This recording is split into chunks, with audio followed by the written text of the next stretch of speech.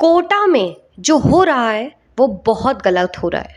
वहां पर रोज एक बच्चा सुसाइड कर रहा है जो कि गलत है, पाप है ये।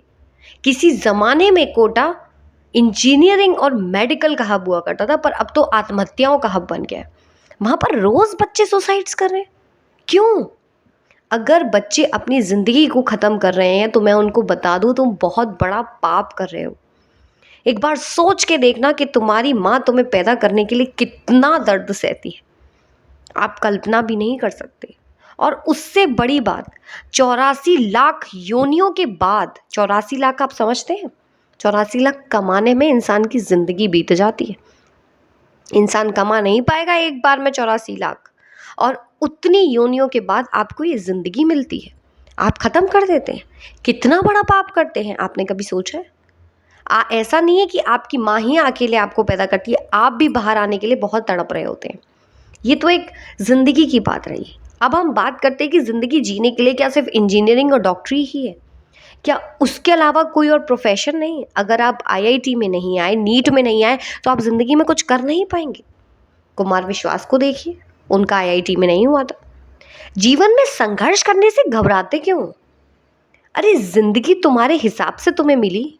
तुम जो पैदा हुए तो क्या अपने हिसाब से जिस दिन तुम चाहते थे उसी दिन पैदा हुए? जिस समय तुम चाहते थे उस समय पैदा हुए? नहीं ना। जैसी तुम चाहते थे वैसी तुम्हारी शक्ल हुई क्या? नहीं ना। जैसे तुम चाहते थे तुम्हारी हाइट बहुत लंबी हो तो हुई क्या? तो इंसान के चाहने ना चाहने से कुछ नहीं होता है।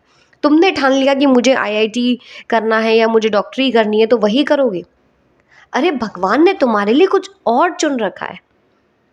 इसीलिए मैं बच्चों से और उनके माँ बाप से रिक्वेस्ट करती हूँ कि आप अपने बच्चों को भगवत गीता ज़रूर पढ़ाएं। भगवत गीता कोई ऐसी वैसी किताब नहीं है।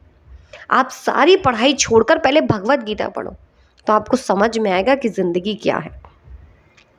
तुम अपनी ज़िंदगी को ख़त्म कर लेते हो। उन माँ बाप से पूछा है जिन्होंने इतना पैसा खर्च किया तुम्हें पढ़ाने के लिए? अरे वो एक बात अलग है, पैसा तो फिर भी आ जाएगा, पर ज़िंदगी थोड़ा नहीं आएगी। तुम तो अपनी ज़िंदगी ख़त्म करने पहुंच जाते हो। अगर कोई एग्ज़ाम पास नहीं हुआ, एक एग्ज़ाम तुम्हारी औकात बताएगा कि तुम क्या हो।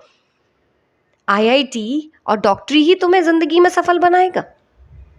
जब पैदा हुए थे तो कितने आईआईटी थे तुम, और कितने डॉक्टर थे, कितने बड़े इंजीनियर थे। अपने अंदर समझदारी लाओ। ये आत्महत्या करना कोई मजाक नहीं है।